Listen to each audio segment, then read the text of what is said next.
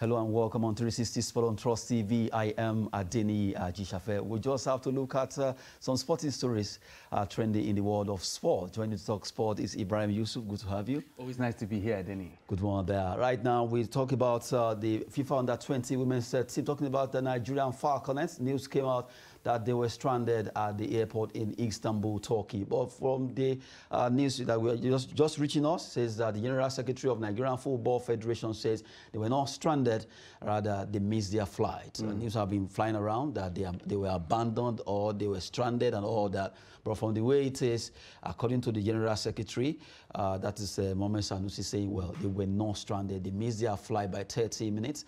And, you know, from the way it is, they don't have... There's no transit visa to enter Turkey, so they have to stay at the airport for the next 24 hours. That was what happened, and right now, the news has done. well, that's the problem. You see, the problem is when we're not proactive with our communications, that's when things like this happen. When pictures like this surface, it's left to the public and everybody else to make up his mind about what is going on. So it's after that the storm has actually started, and that's when you're coming out to say, nah, this is the situation and that is the situation. But it shouldn't be like that. A statement should have been put out earlier. Okay, fine, you don't see these guys doing this and take it the wrong way. This is actually the situation on ground. There's no transit visa, so we can't get them accommodation in Turkey, and all that. So at least it would have made things a lot more clearer. But unfortunately, they didn't do it. It took time before they do it, and the news has already spread. And it's not everybody now that's going to get that piece of information that they actually missed their flights. A lot of people wouldn't even believe it. Of course, we say, okay, they should cover up for their mistakes. Exactly, it's just damage limitation that they're trying to do. So that's now, from the way it says, different versions actually say, okay, they were supposed to, they booked an airline, and the airline rebooked them to another airline, and all this happened 30 minutes late, and there is no way they could have moved out of Turkey. Now, they have to stay. They've moved from Costa Rica to Istanbul. Exactly. But the main thing right now is this. Someone asked a question, which I love, that if this lady have actually won this competition, or they are now in semi-final or final, or eventually they won it, this treatment won't come, because we are known for always forgetting about our athletes. Immediately they don't perform very well. I remember it seemed that that should be under 23 Olympics or thereabout that couldn't qualify. Till date, the allowances of money for the technical crew, whatever, they've not been given because they didn't qualify. They didn't deliver. You understand? But it's not supposed to be like that. So that's the thing. But whether a person wins or doesn't win, once you represent your country, you are seen as an image of it must be from the beginning to the end. Exactly. It doesn't really matter, because these guys didn't perform or didn't get to where they're supposed to get, not because they don't want to, you know. Probably faced better opponents, they were better prepared, or they had better players, or they didn't just have the rub of the green that day. So it's really no fault of theirs, so why should they be punished? You understand? So it doesn't have to work like that. You should make arrangements for every kind of eventuality. Fine, we're not going to say you can't charter a flight from Costa Rica to Nigeria. Maybe they'll say they don't have the resources for that. But it's okay. At least make the necessary arrangements, whether they win or not. Just like you said, had it been these girls have actually won this, so will they be sleeping with the trophy? Because they didn't have transit visa to enter Turkey. Exactly. Then, so is this the kind of treatment they will have meted out to them? They'll be sleeping in the airport with the trophy that they won for your country. So it doesn't really make sense. Remember what happened when Super Falcons traveled to Cote d'Ivoire when they were returning? Exactly, when they were coming back. Here at the airport, they were being stopped to be, is it COVID-19 or thereabout? Exactly. Really, in their own country. Proper organization, we lack that. And I think it's a problem with the entire Football Federation, and that is the issue. And those are the kind of things that we actually need to resolve, because we don't organize, we don't plan, we just go on a whim and do things. And at the end of the day, this is not a very good reflection of now, seeing these pictures, Ibrahim, looking at these pictures, I agree, okay, let's assume they missed their flight. Agreed. But I always look at the way we treat the ladies when it comes to football. I just cited the Super Falcons. Exactly. Look at the Falconets. Now, I actually want to swap it to Super Eagles. Would this happen? Well, it probably would happen. It probably would happen. But the thing is, it would probably not have created quite, it would not have created quite this level. Picture. Yeah, exactly. It would not have gotten to this picture. Because, you know, the Super Eagles, they're senior men. They can actually make their own arrangements. They can actually make their own arrangements, because I believe even most of them from Costa Rica, they would not actually book a flight and go anywhere. To even go to US. Exactly, and go wherever they want. They don't have to come back to Nigeria. So you see, that's why it probably will not happen. But if they were left at the mercy of the NFF, I think definitely it will happen to them. But I'm actually holding back. Whoever is in charge of this really needs to be questioned. Yes, for the fact that why they know, okay, this particular flight is going to be a longer one. A very long one. Then why don't you plan and make sure it is a team? You can as well get a transit visa for them before they left Nigeria. Exactly. That's part of the logistics, just to make things easier. So you can imagine who is the person handling the logistics. Yes, because right now if they have a transit visa to Turkey, easily they can get a hotel and sleep comfortably and bunk there, get the next flight, and then they fly out. Move to Nigeria. So it would have been something. Even if it is a situation whereby they didn't have the transit visa and all that, there could have been some arrangements that could have been made. Anything. Anyhow, okay. Anything. If you cannot stay, if you cannot get transit visa to Turkey, let's find solution. Find somewhere. They will not. Sure, they won't be allowed to enter inside Turkey. Exactly. But at least let's look for what can we do. Exactly. To actually find something okay to avoid such an occurrence. It will not be this kind of embarrassing situation, because this is an embarrassment to the nation. No matter what it is, no matter what excuse you're going to give, they missed their flight, they're going to get transit visas. Nobody wants to hear that. As far as we are concerned, you as an administration have failed these girls that went there to represent Nigeria, your country. You understand? So it's a bad look. It's a bad look all round, and it's not very good.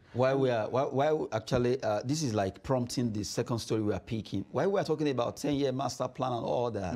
Really, when we are talking about developing football in Nigeria, and you see this kind of pictures, even though you don't want to cast blame, but you look at, why don't you just do things right at once? Just do something right.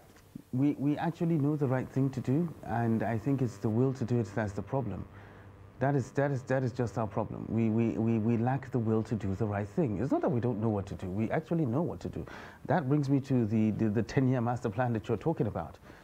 On paper, it looks fantastic. It's absolutely amazing. Is this the first time we're having things like this? We had a sports master plan or something like that a few years ago. It was there. Has it been implemented? It has not. So those are the kind of things that we actually look at. On paper, this is a fine document. It actually takes everything that we need to do. Everything that we need to do is actually there, you know, and it's an amazing plan. But can we be able to follow through? That is our problem. Our problem is follow through, not conceiving the plans, not putting them in motion, but the problem is following through with everything that we actually plan to do. So that is just the issue. Well, where we're talking about the Falconets, well, from the way it is, they are there in Istanbul, Turkey. They will be flying back to Nigeria. Hopefully, let everything go well. According to NFF General Secretary Mohamed Sanusi, say, well, they were not stranded. They missed their flight. But even though we want to cast away the blame, but right now it's not too good. Looking at those pictures, they really look unpleasant, considering what these ladies have done. Even if they didn't win a match, they deserve to be treated better than this. No matter how it is, we need to plan ahead of all these kind of logistics to avoid this kind of story. Well, we move straight to the second story where, according to the President Muhammadu Buhari, while he was receiving from the Honorable Minister of Youth and Sport there, football remains Nigeria's national asset after the 10-year master plan was actually issued. Well, was given to him, submitted to him, the master plan 10 years. Well, from the way it is, from the news featuring in that they want to look at developing Nigerian football from the grassroots level, making sure things are done properly, and they want to make sure it starts right now to outlive even the present administration to see how they can get our football, the coaches, everybody is included in this particular 10-year master plan concerning Nigerian football. But my question is, just like you ask, will this be followed appropriately? Honest answer? I don't think it will. That is just the honest answer. I really do not think it will. We all know this. We have watched Nigerian sports, Nigerian football for a very long time. How many times have we heard this chant? We need to develop grassroots. We need to go back to the grassroots. That's where the talents are. We need to invest more on grassroots sports. How many times have we heard that? We've heard that so many times. It is nauseating. But the problem is we don't do it. As I said, this 10-year master plan is a fantastic idea, because if you want to grow football, you want to develop sports, that is what you need to do. You need to have a long-term plan. You need to have a project. But that's the if you are going to do a project, do you have plan for continuity? Who's going to say, okay, there's a different sports minister now. Definitely in a few months, we're going to have a different sports minister. He may not want to follow this. He might not, because it's not his baby. And he might not feel entitled to follow through on this. You understand? It is a football master plan. The NFF is having elections when? In September. In September. Another set of administrators are coming in. Which one, who are not part of developing this particular master plan? Who's to say that they're going to follow through on it? Because it's not something they conceived. Or and aside that, we don't know the political issue concerning Nigeria now. We don't know who is going to take over the country's leadership in next. So that's the problem. So once you get that, do you have things in place that are going to ensure that this thing gets followed through? It's not just having it on paper. Anybody, any sports analyst worth his salt in Nigeria can sit down and tell you what the problem is with sports in Nigeria and where we need to go. Everybody knows that. But how do we have the will to do it? We don't. We have never shown that we actually have the will to do that. And I don't think this is going to be any different. It's going to be a 10-year master plan. We have it, and it's been submitted to the president. It's going to be kept there and gathered us somewhere else. We hope it doesn't happen. But from what we have seen, from the antecedents that things like this actually have, that is the way we're heading to. And it's unfortunate. It's really, really unfortunate. Because we've gotten to a certain level in our football generally that we're supposed to have moved away from this. We're supposed to have taken the next step into being what we are, most especially when you look at how our league is, when you look at the development of our league. It has gotten to a certain stage and it's just stayed there. Other leagues that were actually conceived or rebranded or reorganized after ours are now far better. And now doing very well compared to what we have. You understand? So that is one problem that we need to look at. Let's look at the league. Let's look at how the league is structured, how it is managed, how it is branded, how it is being shown across the world, so that we can have a solid league that is going to give us the talents that we need and give them what they desire to actually succeed, so that we can have people, we can have players that can go into our national teams and deliver. Not relying on on players that were trained, that were brought up by other countries. Right now we're at their mercy. Sometimes we have to go around begging players to come and represent Nigeria because they don't owe us anything. They feel that the country didn't do anything for them to develop them as athletes, so they don't owe the nation anything. So we have to go around and start begging them. It's when they go to their adopted nation and find out that they can't cut it, that's when they start coming back to Nigeria. We've seen that so many times. It has happened so many times before, and it's still happening, and it's going to continue to happen unless we get ourselves together to start doing the right thing at the right time. We just hope the Nigerian football will get the right movement. Well, from the way it says, the 10-year master plan has been submitted to President Muhammadu Buhari and the House of Villa there. And now the main issue is, well, will this be followed? From the way it is, Nigerians can't wait to see our football getting better because it's not going well. The way we planned it, for a while, we've dominated Africa. Even in the world, we are one of the forces to be reckoned when it comes to football. Gone are those days when you want to play Nigeria and you are already afraid. But right now, seems almost all the countries, even Eritrea, will be ready to face Nigeria and be, to actually do it against us. There's no fear factor anymore. There's really no fear factor anymore. Remember Cape Verde?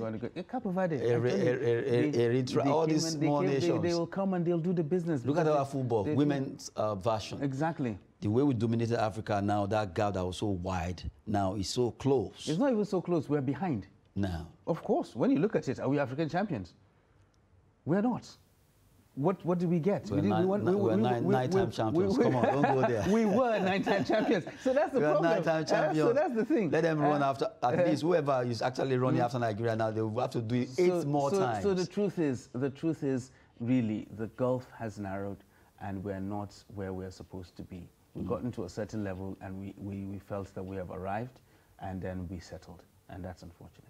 We just have to get ourselves together again. When it comes to football, Nigeria, the Brazil of Africa, we have to move on and at least develop football from the grassroots level to that enviable height. Good one out there coming from Ibrahim Yusuf. Let's quickly move on as we talk about why we're talking about the 10-year master plan. Well, the Chan Eagles, that is the Super Eagles Team B, the home-based Eagles, they will be playing against the Black Galaxies of Ghana in a clash. That's CHAN qualifier that will be coming up in Algeria, but the qualifier will be coming up, well, it will be a big one next weekend, and also September, Nigeria will be playing against them first in an away game in Ghana before they come to Abuja to play the second leg game. But right now, Coach Salisu Yusuf, the coach of that team, remains optimistic ahead of that clash, and Nigeria will do well. Considering what happened between the seniors, that's the Team A, the main Super Eagles, and the Black Stars of Ghana at the expense of Nigeria not qualifying for the World Cup. Right now, we just have to do well against Ghana in the qualifiers for us to make it to 2023 CHAN in Algeria. Well, let's see if they can do what their big brothers couldn't, because obviously their big brothers could not beat Ghana.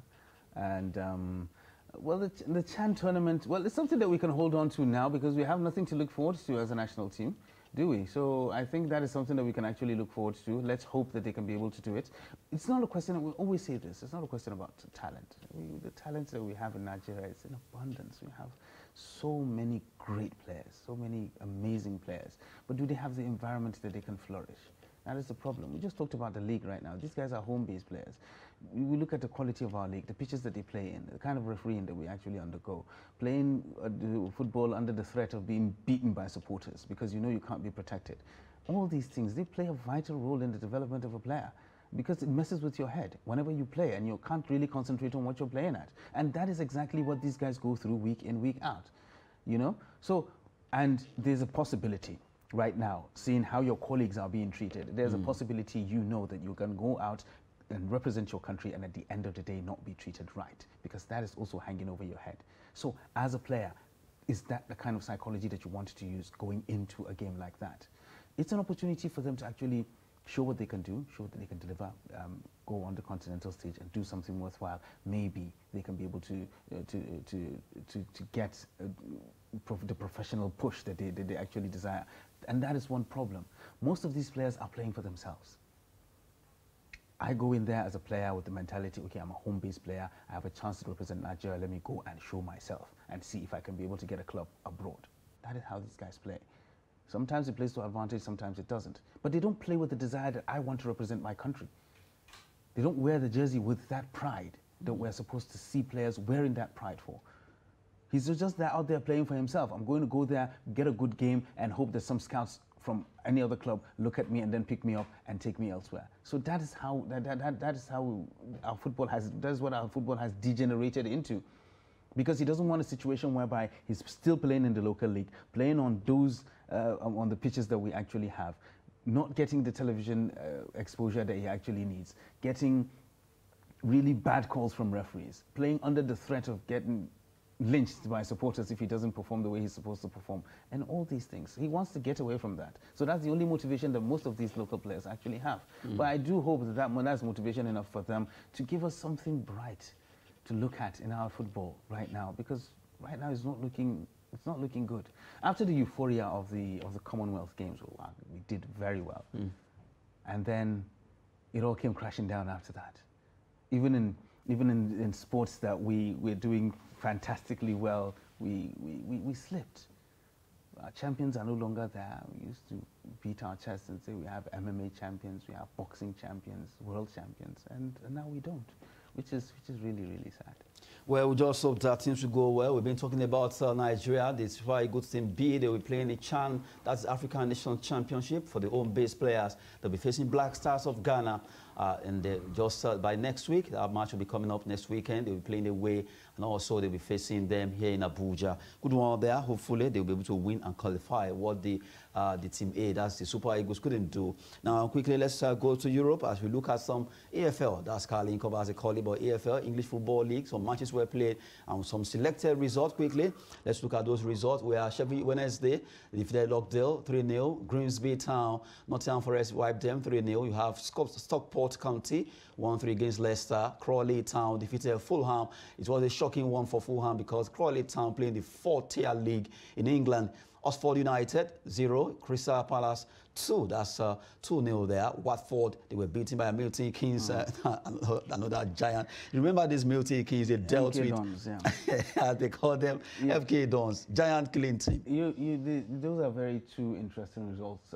Fulham going down to Crawley and Watford losing out to MK Dons. But that's the beauty of cup football. Yes. You understand? That's why we love cup football, because it gives teams like this the opportunity to go and rub shoulders with the big boys and probably give us 1 or 2 shock results. And I think these are the shocks of this round. MK Dons beating Watford. I mean, like, it's not something that you saw coming. And of course, and by the same scoreline, actually, 2-0. To go there, beat these guys, and keep a clean sheet. A clean sheet. You understand? It's no mean feat. So actually, they deserve every bit of accolades that they actually get. Yes, no, it's probably not the first team that was there, but as far as we're concerned, Fulham is Fulham. If you decide to put your under 13, that's your problem. As long as it's Fulham that is registered playing. Exactly, it's Fulham, so it's Fulham. So as far as we are concerned, Crawley beat Fulham. MK Dons defeated Watford. Beat Watford. and that's just the end of the story. Nobody wants to know who you fielded. Good morning there. Quickly, we move to UEFA Champions League qualifying results. Some matches we also played, about 3 of them. Let's look at the result in the UEFA Champions League as we move on to talk about matches that we also played. Benfica, they defeated Dynamo Kiev on aggregate. That's the 2 matches, 5-0. Red Star Belgrade, they lost against Maccabi Haifa of Israel, 5-4 on aggregate. Karabakh of Azerbaijan, they lost against Victoria Pilsen, 2-1. They are 1-2 rather. Well, that's it. At least the qualifying result. UEFA Champions is coming again. Yes. And the teams are really fighting for who qualifies. Exactly. Well, no surprises there. I mean, like, there are no major surprises, no major upsets coming up, because this is the stage where you get those kind of upsets. And we look forward to the return of the Champions League. We've always done that. So the season has never really truly kicked off unless you have a Champions League week. So with the qualifiers coming up, getting the teams together, let's even have the draws to find out who's facing who. That's when the real action begins. World champion when it comes to athletics, Usain Bolt right now is trying to make his signature victory pose register. A trademark, good one, at least that should have been a move we have made for some years back. Usain Bolt, 9.58 seconds, world record holder in 100 meters for men right now. Moves to trademark signature move. Well, anytime he actually wins any race, he goes this way, exactly. And now he wants to trademark it. Yeah, well, I think it's a good move on his part. At least he's going to be earning money. Yeah, I think it dawned on him and his management team that we can turn this to business. Exactly. We can actually make money out of this at the end of the day, since he's not running anymore. So he needs to get his revenue streams up. Of course. So I think it's a business move. If he cannot make it in football, since he wanted to sign as a professional footballer. He actually tried professional football and he couldn't cut it, which was unfortunate for him, actually. So I think he needs to get his revenue streams up, and having a trademark celebration, your celebration trademarked, I think it's a good one. I haven't heard of anything like that before. A trademark celebration. We have a lot of footballers that have lots of signature moves that they actually make when they score. But at least this Usain Bolt's victory pose is very iconic. Yes, it's different. It's something that really you cannot even think of any other person. He started it. Exactly. Just like Ronaldo's celebration when he runs exactly. So we have a lot of this, but I think this is the first time that we're seeing a move like this. And if he's successful in trademarking, he has started the process concerning so the process. If he's successful in doing this, I believe you're going to see a lot more.